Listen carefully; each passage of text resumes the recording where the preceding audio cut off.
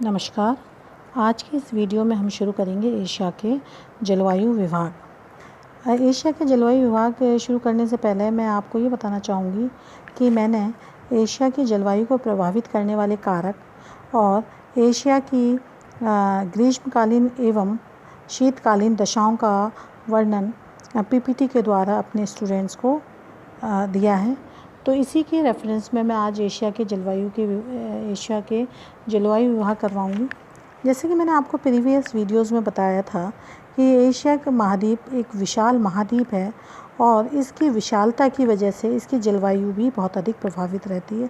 जैसा कि मैंने ये बताया था कि किसी क्षेत्र के तापमान को सबसे ज़्यादा उसका अक्षांशीय विस्तार प्रभावित करता है और एशिया महाद्वीप 10 डिग्री दक्षिणी अक्षांश से लेकर 80 डिग्री उत्तरी अक्षांशों के मध्य विस्तारित है। इसलिए इतने अधिक विशाल महाद्वीप को क्षेत्रफल के अनुसार विशाल महाद्वीप को वो अपनी जलवायु से प्रभावित रहता है। दूसरी हमारे यहाँ पर आती है बात कि एशिया महाद्वीप के मध्य में पर्वत पठार श्रेणियाँ का पाया जाना। यह मध्यवर्ती पर्वत पठार क्रम एशिया महाद्वीप को मुख्यतः दो भागों में विभाजित करती है। इसके उत्तरी भाग में जो कि आर्कटिक के आसपास आता है और साइबेरिया वाला क्षेत्र जो है यहाँ पर विषम जलवायु दशाएं हमें देखने को मिलती है और इसके दक्षिणी भाग में तापमान का प्रभाव अधिक है क्योंकि यहाँ पर इसके दक्षिणी भाग से भूमध्य रेखा भी गुजरती है। तो कहने का तात्पर्य यह है क्योंकि मध्यवर्ती पर्वत पठार श्रृंखला ने पूरे एशिया महाद्वीप को दो भागों में विभाजित कर दिया। हमने अपने मानचित्र में एशिया महाद्वीप के जलवायु विभागों को, ये जनरल क्लासिफिकेशन है, ये स्टाम्प के या थॉर्नवेट के द्वारा नहीं दिया गया है। एशिया का एक जनरल क्लासिफिकेशन है, इस बात पे आप ध्यान दीजिएगा। तीसरा ग्रीष्मकालीन मानसून का प्रभाव और चौथा है शीतकालीन मानसून का प्रभाव। इनके इस प्रभाव से एशिया महाद्वीप को साधारणतः 13 जलवायु विभागों में बांटा गया है। 13 जलवायु विभागों को पुनः हमने 4 भागों में विभाजित किया। उन 4 भागों में सबसे पहले आपके आता है उष्णकटिबंधीय जलवायु अर्थात गर्म जलवायु वाले क्षेत्र, जिनमें नंबर 1 हम देते हैं भूमध्य रेखीय जलवायु, मानसूनी जलवायु और उष्ण मरुस्थलीय जलवायु। तो आज हम सबसे पहले बात करेंगे उष्णकटिबंधीय जलवायु की।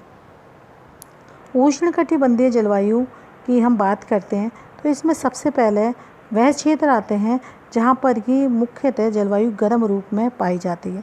तो सबसे पहले हम बात करेंगे भूमध्य रेखीय जलवायु की। यह जलवायु भूमध्य रेखा के 5 डिग्री उत्तर तथा 5 डिग्री दक्षिणी अक्षांशों के मध्य पाई जाती है। इसके अंतर्गत, इन अक्षांशों के अंतर्गत एशिया के जो क्षेत्र आते हैं उन क्षेत्रों में हमारा बहुत बड़ा समूह नहीं आता, केवल पूर्वी द्वीप समूह, श्रीलंका तथा मलाया प्रायद्वीप पाए जाते हैं। इन छोटे से भाग में जो जलवायु की सबसे बड़ी विशेषता पाई जाती है वो विशेषता है कि यहाँ पर साल भर वर्ष भर वर्षा बहुत प्रचुर मात्रा में होती है और तापमान भी अधिक होता है। इसके पीछे सबसे बड़ा कारण ये है कि सूरज यहाँ वर्ष में 2 बार सीधा चमकता है, अर्थात भूमध्य रेखीय क्षेत्र में, भूमध्य रेखा के आसपास वाले क्षेत्रों में, क्योंकि सूरज यहाँ पर वर्ष भर साल भर चमकता है, इसलिए 2 बार चमकता है, इसलिए यहाँ पर वर्षा की मात्रा भी अधिक होती है और यहाँ पर तापमान भी बहुत अधिक पाया जाता है। वर्षा की मात्रा इसलिए अधिक होती है क्योंकि यहाँ उत्तरी पूर्वी तथा दक्षिण पूर्वी व्यापारिक आर्द्र हवाएं का ये मार्ग भी है, इसलिए ये जब इनका ये रास्ता है तो यहाँ पर वर्ष भर वर्षा होती है। अच्छा, यहाँ पर वर्षा की सबसे बड़ी विशेषता यह है कि वर्षा यहाँ पर प्रतिदिन सायंकाल के समय होती है। क्यों सायंकाल के समय होती है कि दिन के समय धरती गर्म होती है, तापमान, क्योंकि पता है कि वर्ष में 2 बार सूरज यहाँ पर सीधा चमकता है, इसलिए दोपहरी के समय हमारी धरती गर्म होती है और धरातल से गर्म हवाएं ऊपर की तरफ जाती हैं और ऊपर का तापमान, ऊपर का मतलब वायुमंडल का तापमान तुलनात्मक रूप से कम होता है। वहाँ जाकर ये हवाएं ठंडी हो जाती हैं, ठंडी होकर ये हवाएं भारी होती हैं और भारी होकर संघनन के रूप में धरातल पर पुनः आनी शुरू कर देती हैं। इसलिए दिन में धरती से ये गर्म हवाएं ऊपर जाती हैं और शाम के समय वापस संघनित होकर धरातल पर आती हैं। इसलिए यहाँ पर ये वर्षा का जो रूप पाया गया वो सायंकालीन वर्षा अधिक होती है। इसको हम संवहनीय या कन्वेंशनल रेन भी हम इसको कहते हैं। अब वर्षा का हमने शुरू में बताया कि वार्षिक औसत यहाँ पर बहुत अधिक है, करीबन 200 सेंटीमीटर से भी अधिक वार्षिक वर्षा यहाँ पर पाई जाती है। तापमान वर्ष भर लगभग एक होता है, अर्थात हमेशा बहुत अधिक होता है, और ये तापमान लगभग कितना पाया गया है, 27 डिग्री सेंटीग्रेड पाया जाता है। दैनिक तापांतर यहाँ पर 31 डिग्री से लेके 31 डिग्री सेंटीग्रेड तथा कम से कम, मैक्सिमम तो हमारे 31 डिग्री सेंटीग्रेड है, और तथा कम से कम मात्र 25 डिग्री सेंटीग्रेड रहते हैं। इसका मतलब दैनिक तापांतर यहाँ केवल 3 से 6 डिग्री सेंटीग्रेड रहता है। तो कहने का तात्पर्य यह है कि जो भूमध्य रेखीय क्षेत्र है वो पूरे साल भर मैक्सिमम रेनफॉल रिसीव करते हैं। इसके बाद हम थोड़ा सा और आर्द्र क्षेत्रों की तरफ चलेंगे। वहाँ पर पाई जाती है मानसूनी जलवायु। अब इस मानसूनी जलवायु के अंतर्गत, क्योंकि हम शुरू से जब से भूगोल पढ़ना शुरू किया, हम एक बात सुनते हैं कि भारत मानसून का जुआ है, तो ऑब्वियसली भारत तो इसके अंतर्गत आएगा ही। भारत के अलावा इसके अंतर्गत Pakistan, Bangladesh, Myanmar, Cambodia, Laos, Vietnam, दक्षिणी चीन, जापान तथा फिलिपाइन द्वीप समूह भी इसमें सम्मिलित हैं।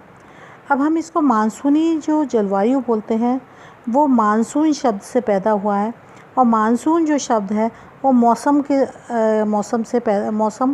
शब्द से पैदा हुआ है। मौसम एक अरबी भाषा का शब्द है जिसका मतलब होता है हवाएं मौसम के अनुसार चलती हैं, इसलिए इस प्रकार की जलवायु को मानसूनी जलवायु भी कहते हैं। अब इस मानसूनी जलवायु की सबसे बड़ी विशेषता क्या है स्टूडेंट्स, कि यहाँ पर तापमान 40 डिग्री सेंटीग्रेड के लगभग मिलता है। अब 40 डिग्री सेंटीग्रेड तो मिलता है मैदानों में, और समुद्र तटों में ये तापमान हो जाता है 26 डिग्री सेंटीग्रेड, क्योंकि समुद्र का इसके ऊपर प्रभाव पड़ता है। जहाँ पर 40 डिग्री सेंटीग्रेड तापमान है वहाँ पर क्या है, महाद्वीपीय जलवायु का प्रभाव पड़ रहा है, और जहाँ पर 26 डिग्री सेंटीग्रेड तापमान है वहाँ समुद्र तटीय भागों का प्रभाव पड़ता है। अब बचता है हमारा दक्षिण एवं तटवर्तीय भागों का तापमान, यहाँ पर 23 डिग्री सेंटीग्रेड रहता है।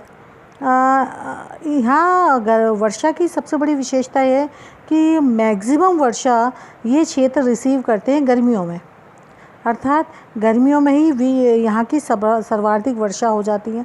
क्यों हो जाती है, जैसे कि मैंने आपको ग्रीष्म ऋतु के नोट्स दिए थे, पीपीटी के द्वारा बताया था। ग्रीष्म ऋतु के नोट्स में मैंने हमेशा आपको ये बताया था कि इस मौसम में इस मौसम में हवाएं जल से स्थल की ओर चलती हैं, अर्थात नमी से स्थल की ओर चलती है। तो जब जल से स्थल की ओर चलती है तो हवाओं से भरी हुई होती है, इसलिए जो वर्षा की मैक्सिमम मात्रा होती है वो ग्रीष्म ऋतु में ही होती है।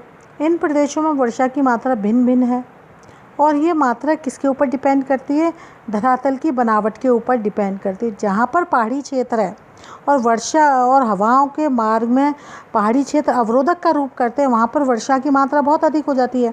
परंतु जहाँ पर पहाड़ी क्षेत्र नहीं है और उनको हवाओं को रुकावट के लिए कोई स्थान नहीं मिलता, वहाँ पर बारिश की मात्रा कम होती है, या जहाँ मरुस्थलीय भाग है वहाँ पर बारिश की मात्रा कम है।